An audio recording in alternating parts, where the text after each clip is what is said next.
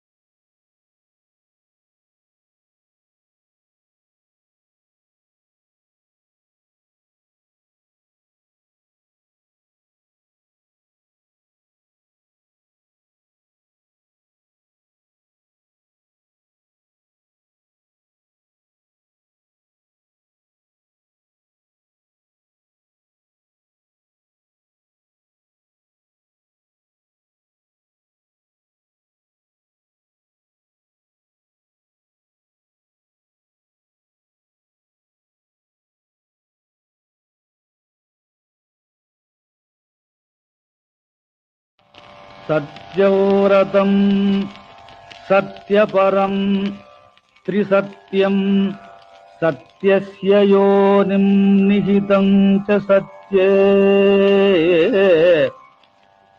सत्यस्य सत्यं धृतसत्यनेत्रं सत्यात्मकं त्वां शरणं प्रपन्नाः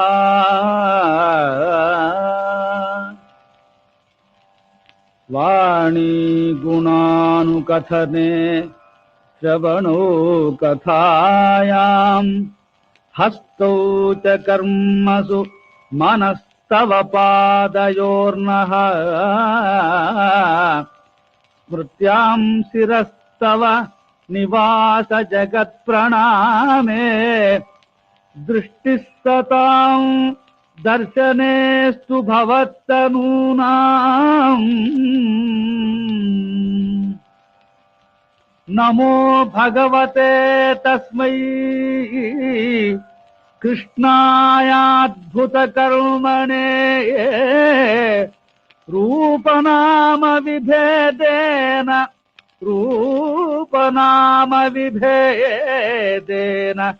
जगत्क्रीडति यो यतः ॐ शान्ति शान्ति शान्तिः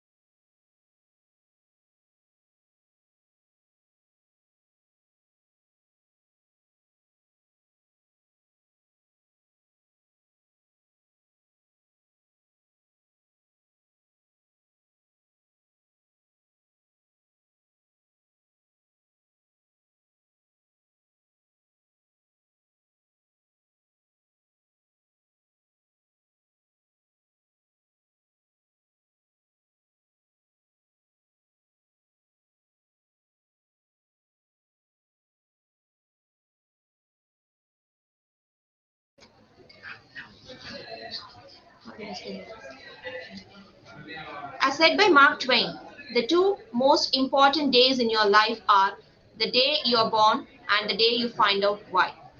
As today is our fifth session on Ability Enhancement Series 2021 with a broad theme on enhancing skills in social science research organized by the Department of Corporate Secretaryship Shift 2.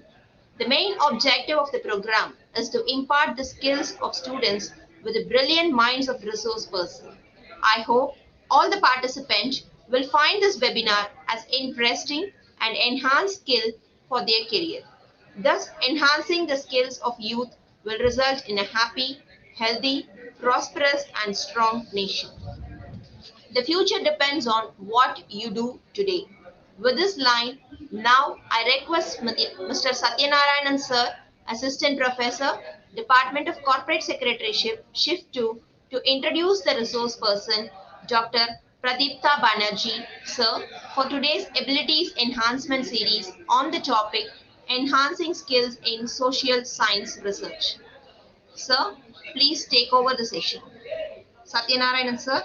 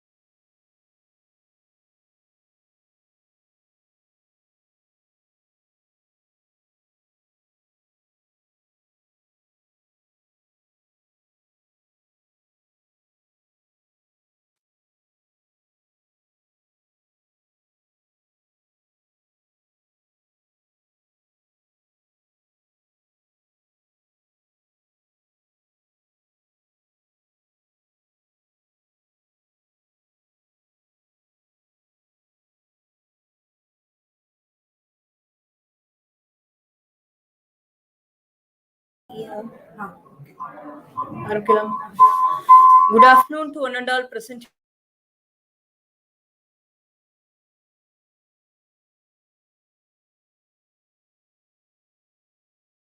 Sido Kanho Birsha University, Purulia, West Bengal. Dr. Pradipta Banerjee has a vast academic experience of more than 15 years as a teaching faculty, in which he is having 9 years of experience in teaching undergraduate students and 7 years of experience in teaching postgraduate students. Dr. Pradipta Banerjee has a credit of more than 15 publications, out of which 6 are published in international journals and 9 are published in national journals. All the 9 publications are UGC listed journals. Dr. Pradipta Banerjee has contributed more than 9 publications in edited books and in the conference proceedings, out of which 1 publication was in Environmental Cultural Interaction and Tribes of Northeast India, Cambridge Scholars Publishing, United Kingdom. Apart from the academic contribution, Dr. Pradipda Banerjee shared his knowledge and his experience as a keynote speaker for 3 occasions. Twice he was invited as a invited speaker, and in 2 occasions he shared his knowledge and contributions as a resource person. Dr. Pradipda Banerjee engaged himself totally in 59 national level and international level seminars, conferences, and workshops. So, he is a life member of Social Science and Humanities Research Associations since 2018, and he is also a life member of Inspira Research Association since 2018, a life member of Indian Accounting Association since 2011, and also a life member of Indian Commerce Association since 2010. Dr. Pradipda Banerjee is guiding currently 3 PhD scholars and guided more than 23 postgraduate dissertations as on the date. Dr. Pradipda Banerjee has reviewed more than 11 articles for edited books and journals.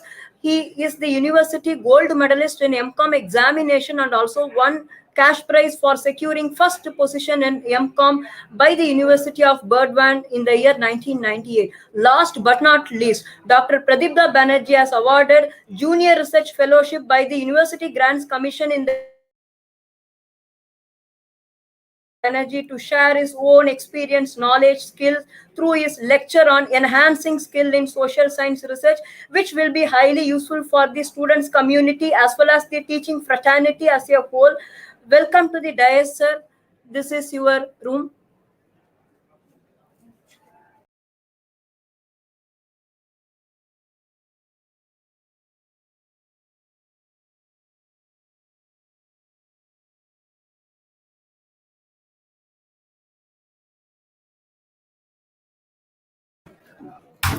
Thank you, Satyanarayanan sir, for the wonderful introduction. I now request Dr. Pratipta Banerjee sir to take over the session. Thank you. I think I'm audible to all of you, madam. Madam, am I audible to you?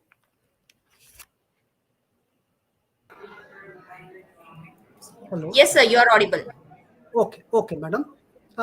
If any disruption or like this type of problem arises, please let me know that, because this is the very first time in this type of platform. Sure, So sir, please, sure, sir. We are here to support you. You can take over the session, sir. sure, madam. Now, thank you very much, Dr. Satyanarayanan sir, Dr. Subha Subramania madam, Indumoti madam, for all your kind and nice words in introducing me with the learned participants of this webinar on ability enhancement series, or like this. Just a minute. Yes. Which has been organized by a Department of Corporate Secretaryship, SHIP 2, of this very reputed, very prestigious Dwarka Das, Govardhan Das Vaishnav College in Chennai city, which is an autonomous college, as well as to whom UGC has accorded the prestigious uh, affiliation, or like this, potential for excellence, college with potential for excellence. This type of status the college is having with its own. Now, today I am feeling very much delighted, and at the same time feeling very much privileged and honored to be associated with this virtual mode with this college in Chennai city for the very first time. So I was fortunate to be associated with other academic institutions in this city, but this is the very first time to get this opportunity to be associated with this particular college. And for that, I used to put on record my very sincere thanks, gratefulness, gratitude to the college authority, to the Department of Corporate Secretaryship, SHIP 2, organizing committee of this academic event, and especially to the Honorable Head of the Department, Dr. K. Kalpana Devi, and also Dr. Ramesh Kumar, for giving me this wonderful opportunity to meet as well as to interact with my colleagues from this college, from other academic institutions, and also with the learned participants from Chennai city, from Tamil Nadu, or from other parts of the country, or even from abroad, as this is being held in on virtual mode. Now to start with formally, Honorable Secretary of this college, DD GD Vaishnav College, Sri Ashok Kumar Mundra, Honorable Principal of this college, Dr. S. Santosh Babu, Honorable Head of the Department of Corporate Secretaryship, Dr. Kalpana Devi, Dr. Shobha Madam, Indumoti Madam, Dr. Ramesh, all other members of the organizing committee, all the respected faculty members of the department as well as other departments, all the esteemed resource persons in absentia who either graced this academic occasion earlier, or those who will going to grace the event tomorrow or day after tomorrow in future, and all the learned academicians, research scholars, and dear students. A very good afternoon to all of you, and also wish you all a very safe and blessed staying during this very, you can say, new normal or difficult period of time. Now, coming into today's agenda on enhancing skill in social science research, let me first have the opportunity to congratulate and convey my very hearty note of appreciation to the organizing team for thinking on organizing webinar series on such a very useful and pertinent theme, which can immensely benefit all of us, can offer us a great learning opportunity, can help us a lot in developing our understanding, our skills on a wide variety of areas, including teaching and research. And before coming into discussion on that particular topic that have been assigned to me, let me share a few words on the broad theme of this webinar. That means ability enhancement, skill enhancement. And thereafter, I shall surely come into my PPT on that particular topic. Dear learned participants and esteemed colleagues of mine, we all know that I am relating the discussion with my topic, obviously, but at the same time, I am trying to touch upon some of the issues in general on the broad theme of the webinar. We all know that research is basically a process, and research methodology is not a static body of knowledge. Rather, it's very much dynamic in nature, or you can say ever changing. And that's why you cannot say at any point of time that I know everything on a particular topic or particular area, and you cannot say like this, I have learned all on that particular domain of research, because it's like a beautification. It has no end at all. Because in case of beautification, you will always have the scope, you will always have the opportunity for more beautification, more sophistication in any particular area, any particular area, whether it is in teaching, it is in research, it is in other domain of knowledge, or any other else. And we all know that the two major components, two broad components in higher education, for any nation, not only for our country, that Basically, teaching and research, this is number one. Sorry, teaching and learning, number one, and another one is the research. And these two broad areas do these two broad perspective constitute the higher education of any country. That means teaching and research number one, teaching and learning number one, and research number two. And the very basic purpose, we all know that the very basic purpose of any research is to create something new, is to create some new knowledge, or you can say is to add something in the existing body of knowledge on a particular topic. And without such creation of knowledge through research, the higher education system of any nation cannot achieve its desired objectives. Because if we don't have the ability to develop new knowledge, create new knowledge, then obviously it will not help us. The system will not help us to prosper, to progress in desired direction. And we all know that. At the same time, that one of the major challenges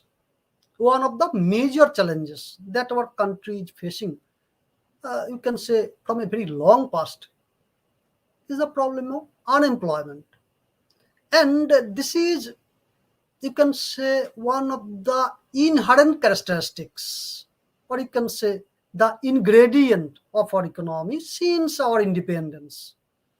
And though it was initially mainly in agricultural sector in the form of overemployment or discuss unemployment, but it's now quite explicit in each and every sector of our economy,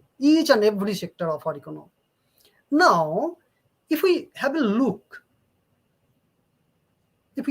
at the reasons behind such type of undesirable situation that we are facing, then you will find that a number of interlinked reasons are there,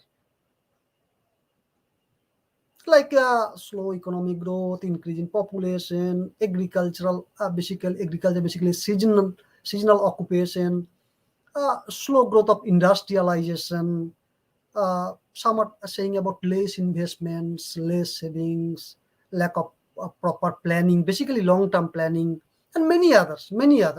But you all will agree that one of the major reasons for all this, perhaps the lack of employability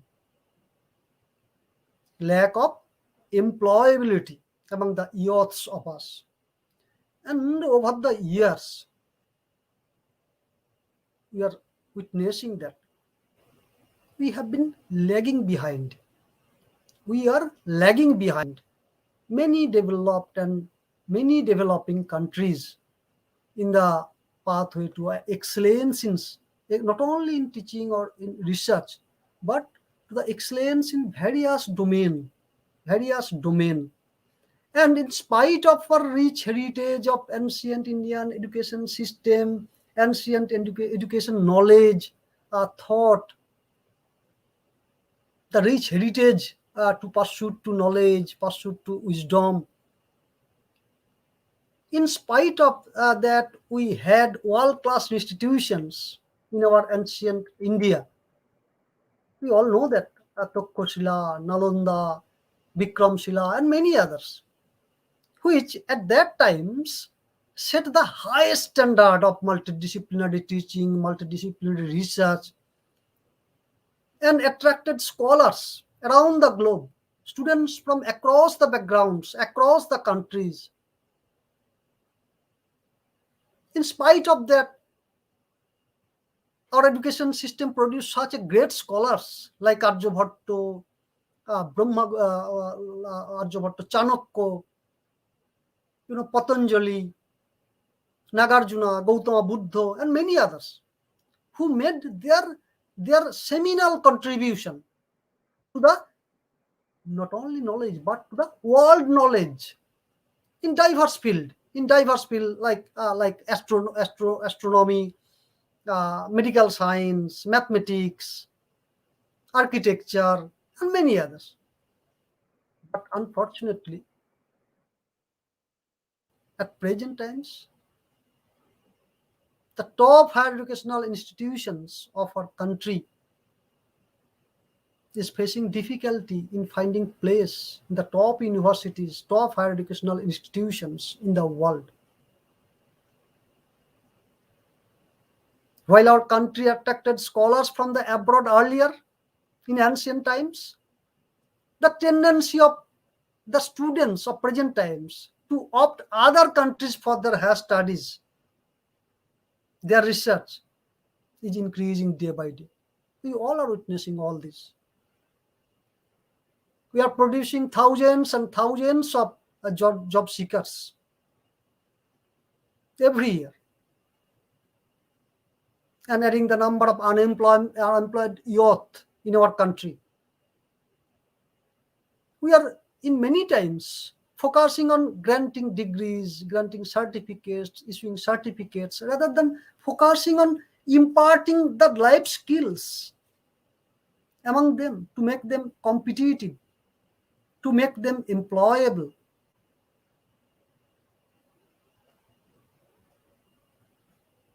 Dear learned participants, we know the world is undergoing rapid changes in terms of knowledge landscapes. And you'll see that the move is towards knowledge, move is towards skill-based economy, knowledge-based economy, where the power of a nation is not determined by its military power or army power, but its power by the power which is based on knowledge, which is based on skill, where emphasis is on how to think critically, how to solve real life problems, how to be creative, how to be innovative, how to be adaptive, how to cope with in a changing situation, to meet the changing needs of the society, to meet the changing needs of the time. And for that,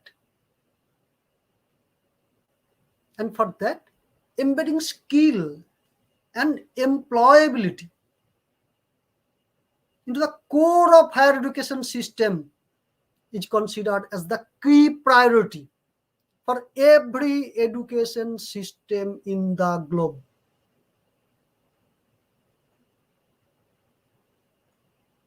Ensuring universal and obviously high quality education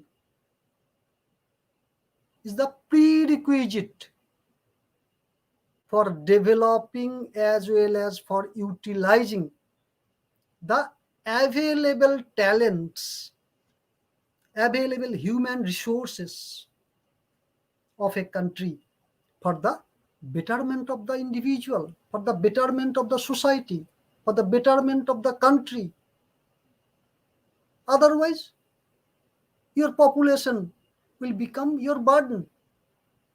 And if a country cannot do that, then the population of that particular nation will become burden for that particular country rather than human resources. So it's the education which converts the population into resources through imparting among them what is required to be imparted to make them capable of fulfilling the requirement of a nation. That means the very basic purpose of the education system is to convert the population of a country into human resource by imparting among them what is required to be imparted. And basically these are knowledge and skill. That means the very purpose of any education system is to convert the population into human resources by imparting required knowledge, required skill among them to make them very much competitive, very much employable, very much skillful in the globalized economy of present times. And in this backdrop, I once again take this opportunity to congratulate once again the organizing team for choosing such a very, very useful topic for their webinar. Now, I think I've been allotted a time of 1 hour or like this, around 1 hour. So as it's around 3:30, so within the rest half an hour, I shall try to share with you to have some discussion on the very broad theme on enhancing ability in social science research. You all know that it's a very broad theme, broad area. So it's quite will be unjustified if I focus on a particular aspect on that. Rather, I shall be happy to share some of the general aspects. Basically, what are the different steps involved therein, what's the broad design involved therein, like research design, sampling design, what's the different methods are there available that we are normally adopting or employing in case of social science research. And thereafter, if time permits, we shall surely have to we shall be happy to have a session for question answer. So now let me share my screen. Just a minute, I am opening my PPT.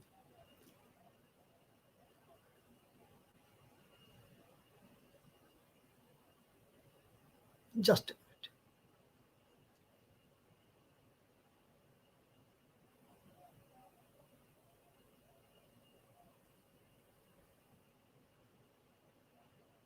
Is my screen visible to you?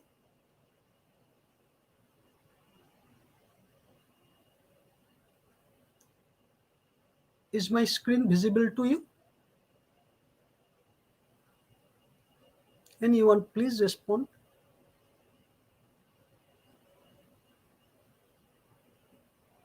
I think it is visible to you.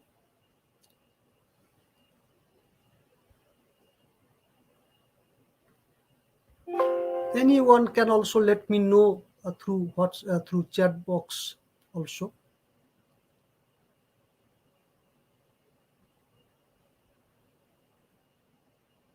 Hello. Sir, yes, sir. Your screen is visible, sir. Okay. Thank you. Yes, Now, sir. Yes, sir. It's visible. It's visible.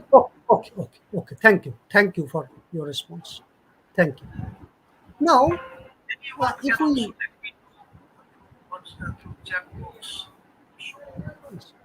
now Yes, sir. We will bring your notes, sir. Regards of any students that raise any questions, we will be gonna bring in your notes, sir. sure. Sir. Yes. Sir, yes, sir. Your screen is Please, I could not hear you. Would you please repeat? Would you please repeat?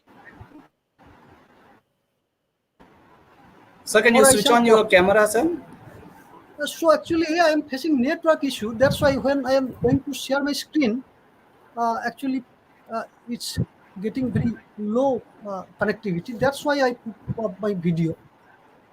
So I think as we are going for PPT, so I think no problem will be there. Shall I proceed?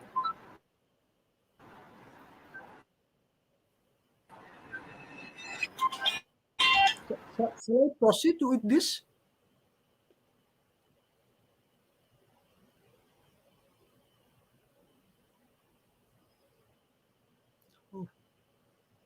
I think the connectivity issue is from my end. I think. Can I manage? Doctor, Subha Subramaniam, Sir, can sir. you show the slide, sir? For the slide. Yes, yes, yes. Now, if we, I think I'm now audible Yes, sir. Now and it's slide is visible. visible to follow. Okay, okay. Then once the PPT is getting end, I shall put on my video uh, because I'm facing some network issue, poor network connectivity here because it is running now, whatever it may be. Now if we think about the very basic steps in any academic research, not only in social science, but in any academic research, then we'll find that these are the very general steps that we are following whenever we are going to conduct a research work, particularly academic research. The process starts with defining the problem because we all know that research is nothing but making some attempts to develop some new knowledge on the existing body of literature on that particular topic. So, to start with, we must have to find out first what's the problem that I am going to address through my research. It may be non availability of valuable information, it may be to explore the implications of anything, it may be to know the effectiveness of something, or whatever it may be. That means which is not known at this particular point of time. Through my research work, I shall go to solve, I shall go to explore such unknown facts, such unknown information, and like. And for that, we have to first identify the problem, which is called research problem. And thereafter, whenever you are going to add something, because the very basic purpose of research, any type of research, is to add something, is to add something in the existing body of literature, is the existing body of knowledge on that particular topic. So whenever you are going to add something, you must have to know where you are right now. That means what are the body of knowledge that we already are having at this particular point of time, so that after that I shall be able to do something, to add something. For example, if I wish to add something, I wish to add some furnitures in my home, then I must have to know what type of furnitures I am having in my home at present, so that I'll be able to add something. At this particular point of time, if I'm not having television set in my home, while I am having a refrigerator, washing machine, etc., etc., then only I'll be able to do something new that I am not having today, only after if I know what I am having at present. So that's why literature review helps us, guides us, where the existing body of knowledge lies at this particular point of time, and where you are having some scope, to explore some new knowledge, to add something in that existing body of knowledge on that particular chosen topic.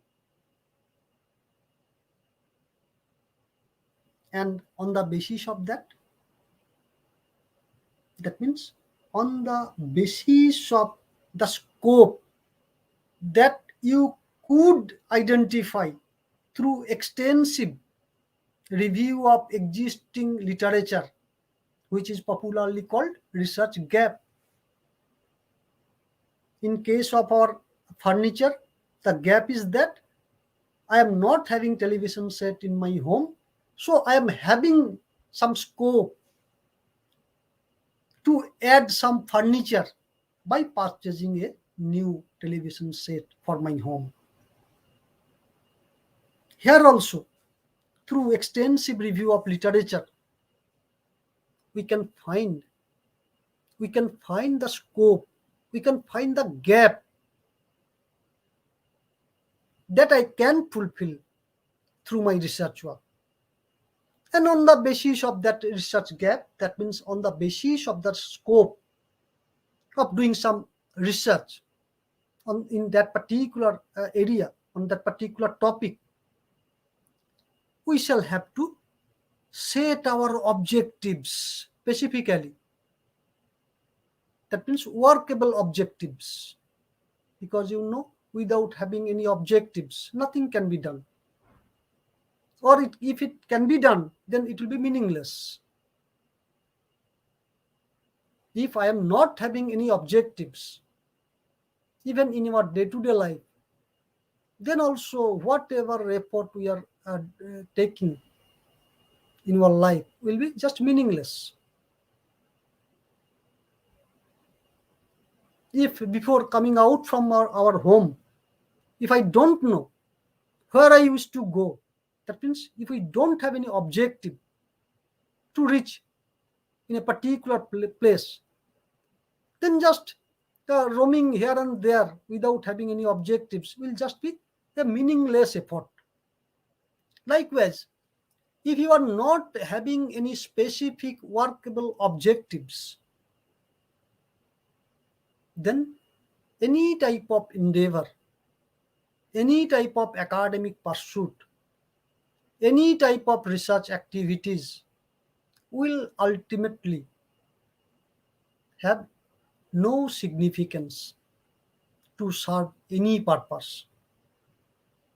So you must have to set, you must have to formulate, you must have to state specifically the objectives of your study in line with the gap that you could identify through your review of literature, review of existing literature. And on the basis of the objectives, you all know that some testable hypotheses are stated, are formulated in line with the stated objectives. And thereafter, that means you have stated your objectives in light of the research gap that you could identify, and also you stated your hypothesis for the study. So after that, what you have to do? You have to decide about the method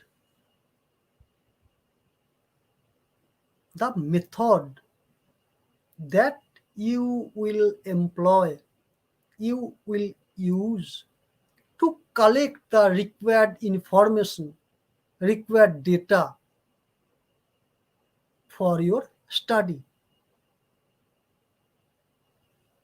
And in many cases, if we consider whole set of information, whole set of data on a particular phenomenon, then it will require huge time, it will involve huge expenditure, it will involvement of huge number of people.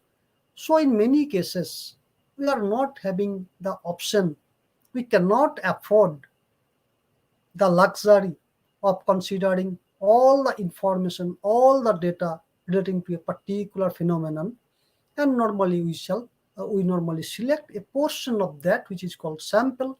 So here you have to decide what should be your sample, what is the logic behind applying such sample, etc., etc. That means all relating to the sampling design. Thereafter, obviously, you have to decide the methods, the tools, the techniques, different states that you will employ to make analysis of those collected data. If you think research as a manufacturing process, then here research acts like a machine, like other machine whose basic purpose is to make some output from some input, make some finished product by using some raw materials. It is the very basic purpose of any machine. Here also, in case of research, your methodology acts like a machine. Your collected data is like your raw material. And whatever conclusion, whatever major findings you are arriving at is your output.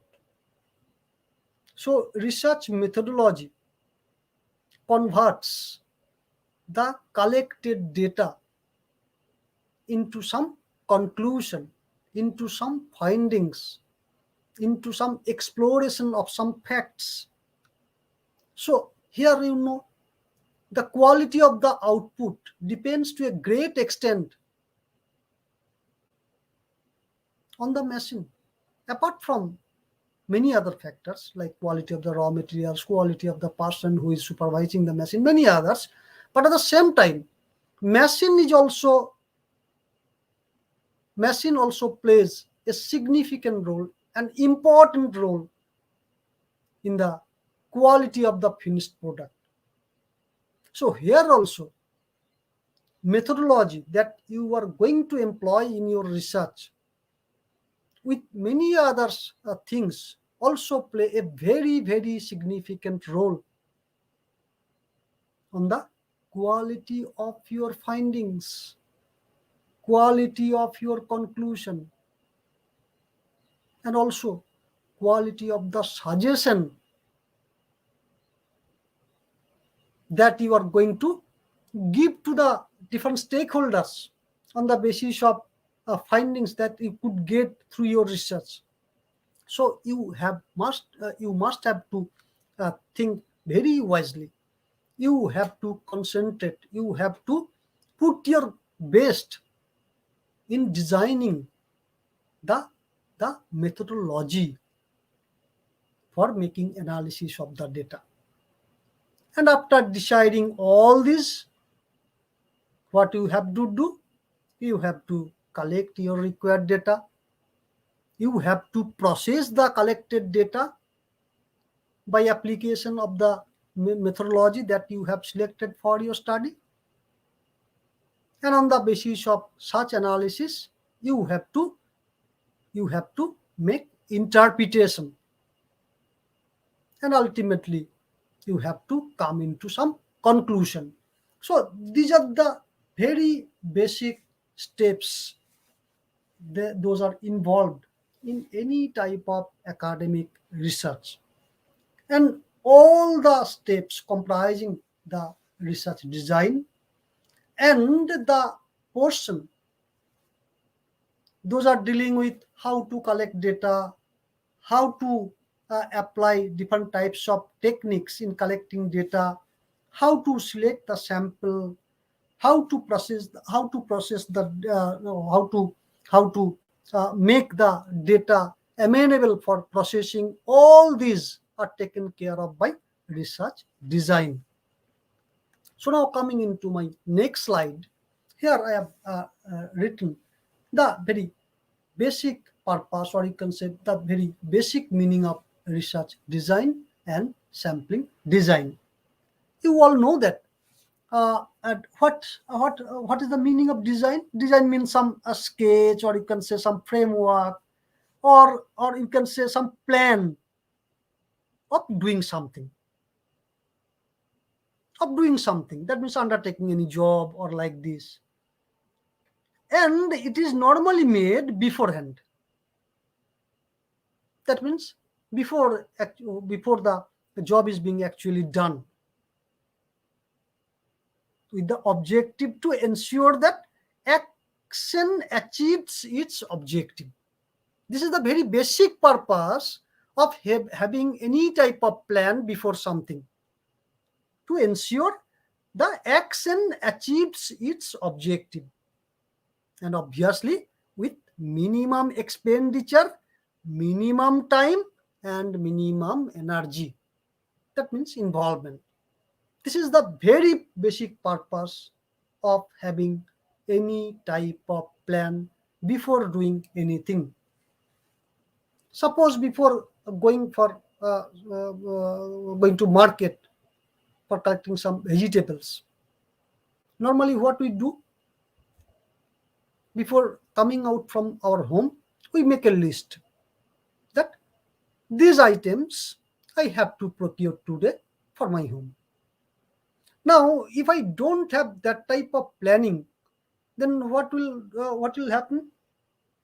It may happen that out of 10 items, at the very first time, I could collect only, or I could purchase only 7 items, and after returning from home, I'm seeing that still 3 items left missing. And after that, I again have to go to the market to collect those 3 items.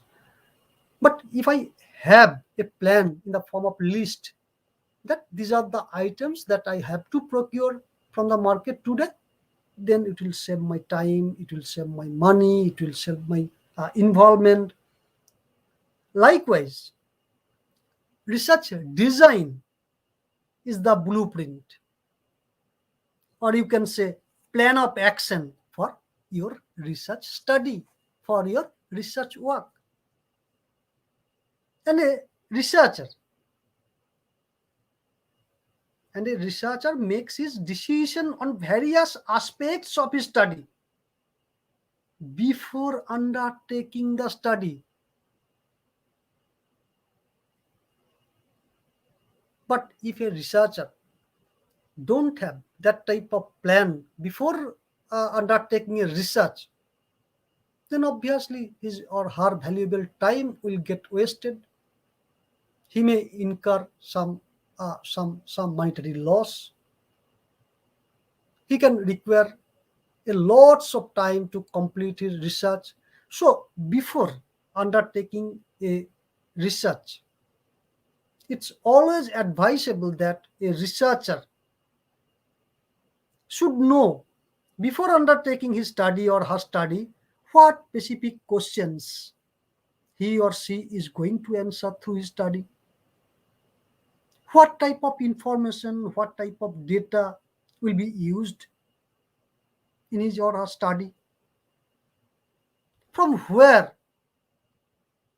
the data should be collected. That means which are the sources for those data, which particular method, which particular model, which particular technique, or a set of techniques or models or tools or techniques of data collection will be employed, how the collected data will be analyzed. Everything the researcher has to decide before undertaking a particular research, so that his or her study proceed in desired direction, and the study can achieve the objectives stated in his or her study. That means so that the very basic purpose of him or her is being fulfilled, and all those are without unnecessary wastage of time, wastage of resources, wastage of manpower. That means labor.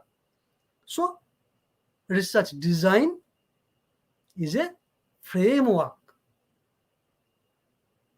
for planning the research work, and addressing the formulated research questions in a systematic and scientific manner. And the reliability as well as validity of the findings of a research study depends to a great extent on the soundness of the research design frame for the study. It is very much obvious that if your plan is faulty, obviously the findings will not be reliable. The findings will not be valid because work is being carried out as per the plan. So you have to be very cautious. You have to be very much sincere in finalizing your research design, your research plan. And sampling design, which is a part of the overall research design, is the definite plan that the researcher should employ to obtain required sample from the given population. And it consists the techniques to be applied in selecting sample as well as sample size determination. That means what should be the size of the sample. And this particular aspect, that means sampling design, is very, very important aspect of any type of social science research, not only for the students of or scholars of commerce or management or economics, not like this. You can say this is a very, very important aspect for any type of academic research in the broad domain of social sciences, because almost every researcher normally collects some information from a large pool of information or fact or figures or data from a particular topic, particular domain of knowledge, particular phenomenon. So being a researcher, he must have to know, he or she must have to know what's the procedure of collecting information from a very small part out of a very large part. This is number one. And second most important one is what should be its size. That means what should be the size of the very small part, which is called sample size. So these two aspects play a very important role in justifying the quality, the authenticity, the reliability of the findings and conclusion of all the major branches of study under social sciences. Now, coming into the sampling design again, then basically sampling design comprises of the techniques to be applied in selecting sample and to determine the size of that sample. Now, regarding the first part, that means the techniques to be applied in selecting sample, we know there are basically two sources from where we can collect our data. We all know that. I need not to mention this here because it's already 4. I'm having another 20 to 25 slides. So please, I'm asking the organizers, that means Shubha madam, Indumoti madam, or Kalpana madam, how much time more I can have. Would you please let me know that so that I can proceed in that way?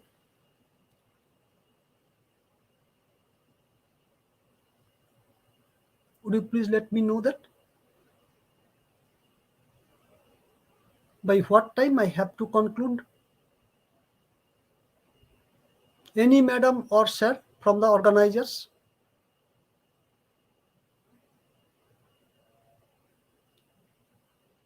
So, as I am not getting any response from them. I have been asked initially the session should be of 1 hour, and it's around 4. So I think it will be better if I take only another another 10 or 5 to 10 minutes or maximum 15 minutes. So I must have to skip many slides. Just Sir, can rather, you able to hear, sir? yes, would you please let me know how much time more I can have? Okay. Sir, could you able to hear, sir? How much time I can have more? That means by Sir, we'll what have this time, we have this in a 20 minutes more, sir. We have time for the including 4:30. question. We will be finalized that conclude the session, sir. Okay, okay. Then I have to end by 4:20. Okay, sir. Okay, okay. Thank you. And uh, whatever be the source, we can go for complete enumeration, which is popularly known as population study, or we can go for sample survey or sample study. Now, these are the broad method of collecting primary data that I have mentioned in my previous slide. That means there are basically two sources from where we can collect our data, and these are the method of that we are normally normally employing in case of collecting primary data from different sources. I'm not coming into details of all these methods, but please have a look on these methods. And after that, I shall skip this section, because if I go to not go to mention in details each and every method, it will take much time, which is quite it is not possible for this type of session. So just please have a look. Basically, the method are divided into two categories: survey method and observations method. The basic difference between these two broad methods is that here a direct face-to-face interview with the respondent is being made, but in case of observation method, the investigator observe the behavior of the respondents, and on the basis of that, he or she try to collect the required information from the respondents. Now, while you are going for deciding which should be the method for your study, that means which particular method you shall go to employ in case of collecting your required information, you have to take care of the following aspects regarding selection of a particular method. And these are very, very common criteria for selecting any method in any field of study.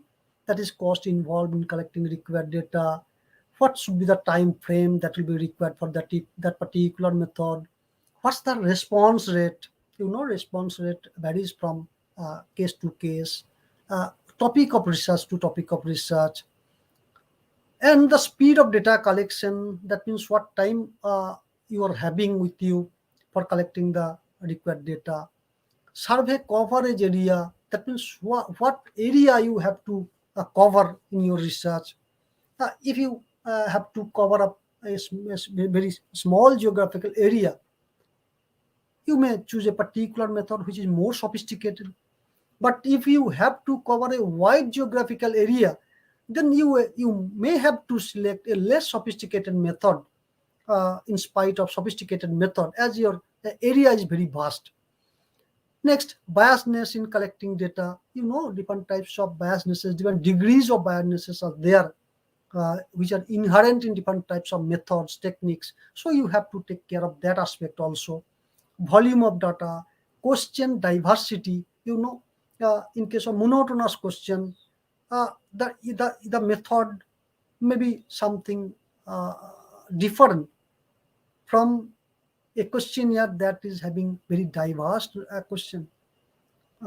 In case, for example, if your questionnaire is having some very critical questions which may not be understandable for many common person, then obviously you have to go for face-to-face interview.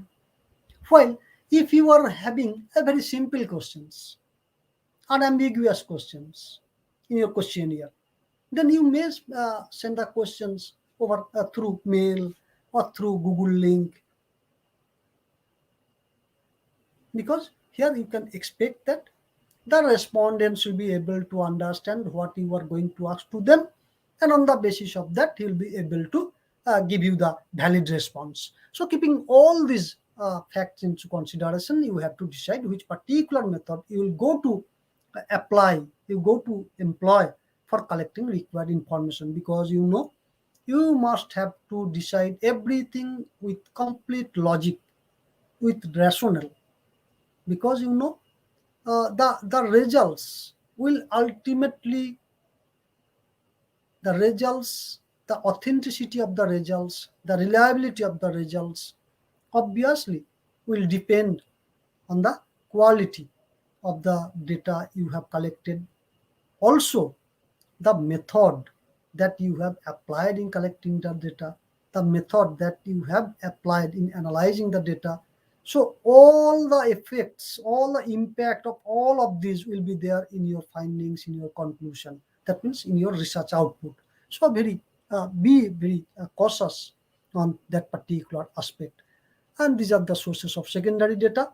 And these are the different methods, broad methods of collecting data. One is the population study, and other is the sample study. You all know that, I need not to come into details of this. And here the very basic theories that govern the sampling process, I have mentioned here, that the law of statistical regularity, and another one is the law of inertia of large number. And these two laws are very, very important, which help us a lot in developing our understanding on how a small part taken from a very large part can explicit the characteristics of the whole part. We all know that sampling is nothing but selecting a small part out of a total part. In the diagram, you can see that the whole circle is the population, from where you can draw a sample of different size, depending on your purpose, your availability of time, your capability of affording to get the information. So on the basis of selecting a very small part, and on the basis of making analysis on that very small part, I am, or we are going to draw inference about the whole. For example, I am going to know the average income of people, average income per household in a particular city having 10 lakhs of population. But for that, suppose I have selected a sample of size, a sample of for example 1000 household from different income group. That means from high income group, from middle income group, from small, from low income group, from very low income group. And on the basis of that, and on the basis of collection of income data from those 1000 household, and on the basis of analysis of such data, applying appropriate tools and techniques and methods and formulas, I am saying that what type of conclusion I am going to draw? I am drawing conclusion about the average monthly income of the household in that particular city. I am not telling that this is the average income of household of these 1000 households, but I am going to draw conclusion about all the households in that particular city, while I have studied only 1000 households. So through sampling, what we are doing, we are analyzing a very small part of the total, while on the basis of such analysis, we normally draw inference or conclusion about the whole.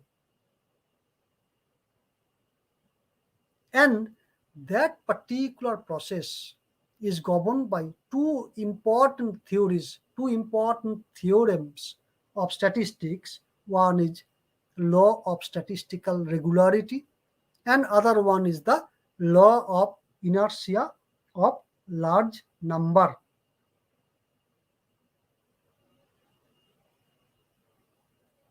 The law of statistical regularity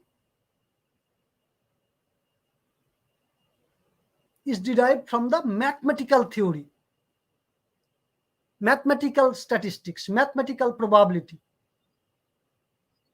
And this law lays down that a moderately large number of items chosen at random from a very large group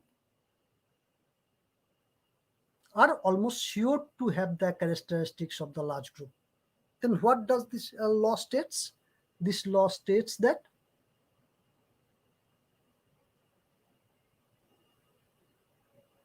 if we draw a moderately large number of items, that means if our sample size is moderately large, and if the sample units are chosen at random from a very large group, that means population, then those sample items are almost sure to possess the characteristics of the whole.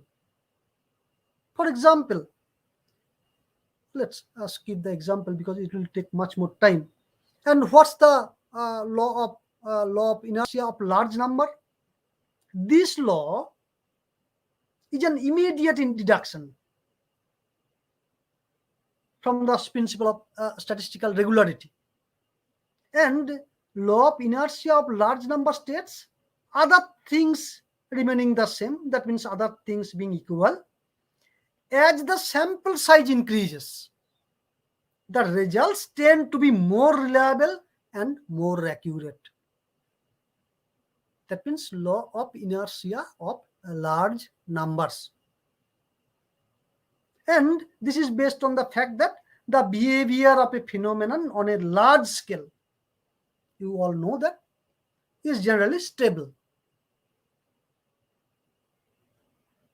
And it implies that the total change is likely to be very small when the large number of items are taken into consideration. So these are the important laws, and these are the very basic advantages of sample survey than the population survey. You all know that, but this point you can see that sample provides more accurate results. Sample provides more accurate results even compared to complete enumeration, as in case of sampling, non-sampling errors can be controlled more easily. This is a very, very important point. We can think that, we may think that, obviously, if we go for complete enumeration, if we go for population study, our result will be more accurate than the sample. But not necessarily that the situation, that's the fact. That means even sampling provides more accurate results than the complete enumeration, as in case of sampling, non-sampling error can be controlled more easily. You know, in a sample survey, since a very small portion of the population is studied, it is very much expected that the result will not be the exactly with the population. Some types of errors are expected to be there, but in statistics, the word error is used to denote what? It's used to denote the difference between the actual and estimated. That means the deviation between the population figure, that means population parameter, and sample statistic. And this error, this type of error would always be there will always be there.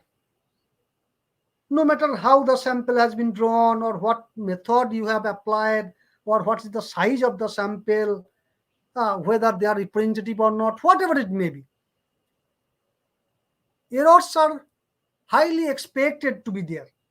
And this type of error is called sampling error. And here also two types of errors are there: sampling error. Apart from this sampling error, some errors are there which are called non-sampling error. That means sampling error, you cannot avoid that, because it is inherent in the process of sampling. But apart from that sampling error, some other errors may be there which are called non-sampling error. And you can say the errors that occur basically due to the bias, or you can say prejudice, on the part of the either informant or enumerator, and any type of error that is committed in selecting or estimating or measuring or recording information, all are called non-sampling error. And non-sampling error may be present in both in case of both sampling as well as in case of complete enumeration. That means entire population survey. And this type of error can also be categorized into two groups. One is called random error, another one is called a systematic error. Just to mention, random error are believed to offset each other, and therefore most often are of little concern because it is adjusted for each other. And systematic error, on the other hand, affect the entire sample, and obviously then its impact is more prominent in a sample data. And random error generally will not result in scrapping a sample or a census, whereas systematic error will most likely render the data collected unstable. So now the main concern regarding the sample survey, that means how the sample units will be chosen from the given population. That means choosing appropriate method of sampling. And another most important issue is that how much units of the given population has to be selected. That means determination of appropriate size of the sample. Then two issues are involved in case of sampling design. One is choosing appropriate method of sampling, and second one is the choosing appropriate size of the sample. So coming into those just within a few minutes, within 1-2 minutes, these are the broad methods of sampling, which can broadly be classified into two broad categories: random sampling and non-random sampling. And the basic difference between the random sampling and non-random sampling is that in case of random sampling, each and every member in the population are having the equal chance of being selected in the sample. But in case of non-random sampling, the probability is different for different units in the population. This is the basic difference. And I have also mentioned in these slides the relative advantage, disadvantage, merit, demerit of all this type of sampling technique. And for having a very good understanding on which particular sampling technique you shall apply, you shall employ in a particular research problem, on a particular research topic under a specific objective, please have a good understanding on sampling distribution of different sample statistics. It will guide you, it will help you to make a very judicious selection of a particular method of sampling. And next issue, that means the sample size determination. Here, there are different approach of determining the size of the sample. But before that, I shall suggest you to follow these few steps while going for determining the appropriate size for your study. First one is conduct a census. That means complete enumeration. That means go for complete enumeration if it is possible for you. That means if your coverage is small, if the whole set of information is reasonably controllable, or you can say manageable, then go for complete enumeration. Not you need not to go for a sample survey. Second one is this: use a sample size from a similar study. That means if you can find that earlier similar type of studies have already been carried out using a sample, then quoting that particular study, you may also use that particular size for that particular study of your own, mentioning that in a similar study the previous researcher has employed or used a sample of size this and this, and the results are found to be very much authentic, very much reliable, very much valid. So for that, I also have selected that particular size of the sample. Next, you can also go for using sample size determination table. However, this type of table is not very much famous for our social science research. It is basically very, very famous for clinical research, medical research. So you may need not to think about that. Use a sample size calculator. If you go to the Google search and just write sample size calculator, then you will get a number of free online sample size calculator, wherein you have to put some input, and on the basis of that you'll be able to get the output depending on the nature of your population, degree of accuracy that you are wishing to have, the confidence level that you are going to have, and many other factors. The concentration of that particular characteristics in the sample in population, and depending on that input you'll be able to get the output. And another one is using the formula to find out the size of the sample, and different formulas are there: quotient formula, events formula, matrix ratios formula, and some formulas are there for stratified random sampling. And here is some screenshot that I have incorporated here for the convenience of you regarding the use of sample size calculator. From this you can see that here inputs are like this: confidence level, margin of error, population proportion, and population size. And on the basis of that, if you press at calculate, then you will get the required size of the sample. Just here you see that in the first slide I have given the input, and here the result sample size is, for example, 385. And you see that here I have given the confidence level at 95. Confidence level is 95. And in the next slide, the below slide, you see that I have increased the confidence level at 99%. So obviously I have to collect more sample, because if you wish to be more sure about the results, obviously you have to study more and more units. And using the same input, just I have increased the confidence level from 95 to 99, and for that the sample size increased from 385 to 666. Here also see that here confidence level is 99% for both the slides, but here margin of error is 10%, and here yes, here I have given the population size, and here I did not give the population size. So in that case, also the sample size varies. So these are the different online sources from where you can determine your sample size.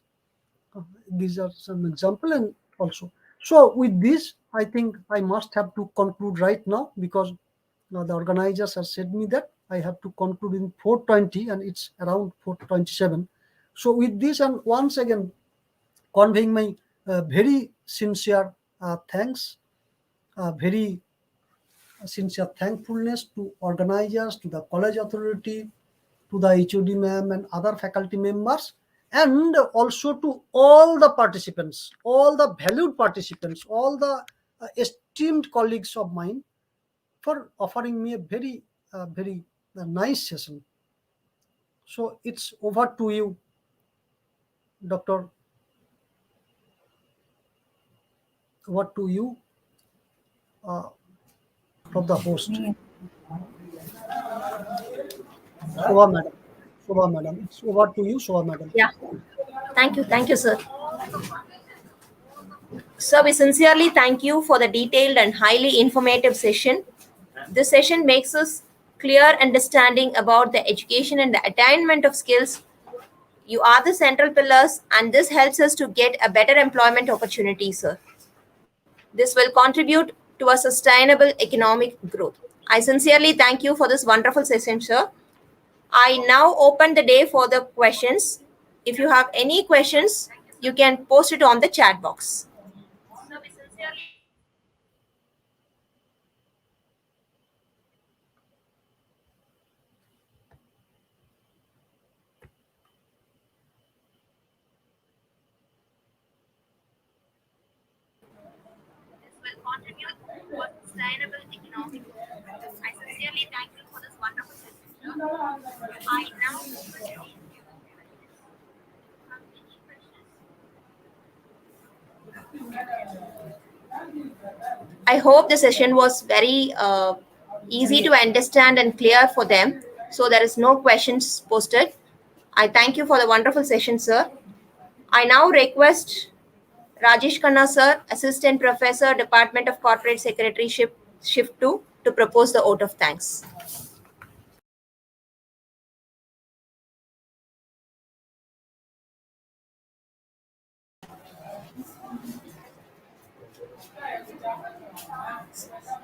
A pleasant good evening to one and all. Showing gratitude has always been the right attitude of the Department of Corporate Secretaryship.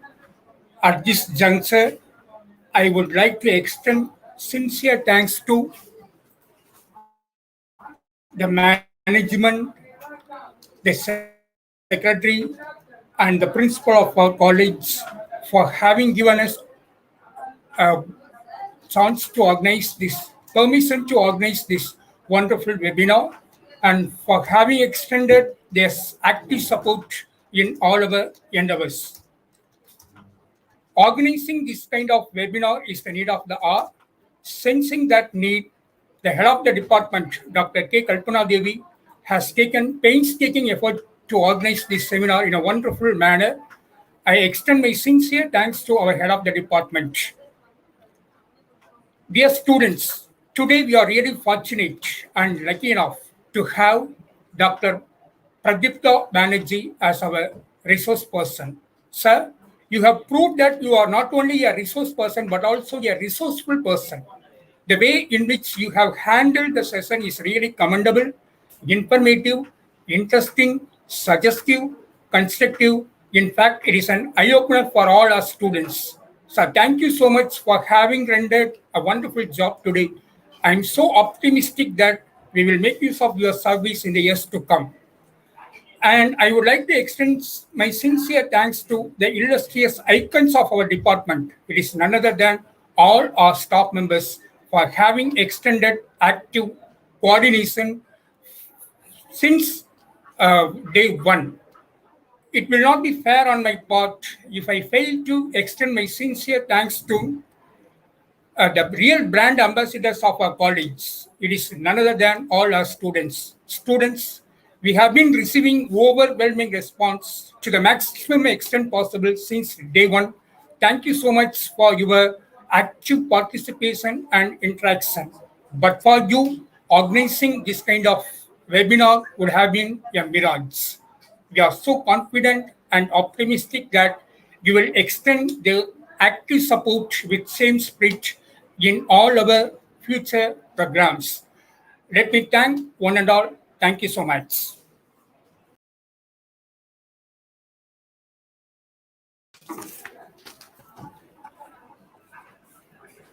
Thank you so much, sir. It was a wonderful vote of thanks. I believe that the resource person was very happy about the presentation and about the program. I thank one and all present here for your overwhelming participation. We have posted the feedback link in your chat box. Kindly fill it out and do present yourself for the next webinar. Thank you. Sure. Shubha madam, can I have just 1 minute? Please, sir. Sure. So my very sincere thanks to each and every one of you, madam. You all. I cannot take the name as I am very much new to all of you, but I really enjoyed the session a lot, and it was my very privileged opportunity, very honored opportunity to be associated with you all, your college, your department. I have seen in the website of your college that you are having nearly 9 departments only in commerce section. So it's really a matter of great privilege for me today to be associated with that type of college, that type of Thank you. highly prestigious college. And madam, another thing I wish to convey to the learned participants that during this pandemic period, we are really getting the very broader opportunity to understand many facets in your teaching, in your research, in other domain, and those all are from comfort of their home. So it's my humble submission, humble request to all of you to try to capitalize the opportunity that the situation offered to us. This is the another side of the coin. Obviously, we are passing through very difficult period of time, and every day we are praying to the Almighty so that He or she bless us all to come out from this period of time. But at the same time, the situation also offered us so many opportunities, and try to capitalize that to excel yourself in your chosen domain of knowledge, in your chosen field. And at the same time, we also expected that in the days to come, when everything will become normal, a significant portion of the room will be occupied by the virtual mode. For the lot of advantages that we could realize that the virtual mode could offer us. So that's my only very humble submission. Don't take it otherwise, because we all are learning every day, and just we have to have the zeal to learn, nothing else. So with this, and once again conveying very hearty thanks, very hearty gratefulness, gratitude to all of you, Suha madam, Head madam, Kalpana madam, Ramesh, everyone. I cannot name each and everyone. Uh, so with this, madam, I am requesting you to conclude the session, because you are going through a series, not say a program of day only, and all my good wishes for the whole program, and shall be in touch, madam. Shall be happy to be in touch. Thank you, Thank you, sir. madam. Thank you. Thank you Thank so much for the session, sir. you. Thank you. So now, may I leave now, madam? Yes, sir. Okay. Thank you, madam. Thank you.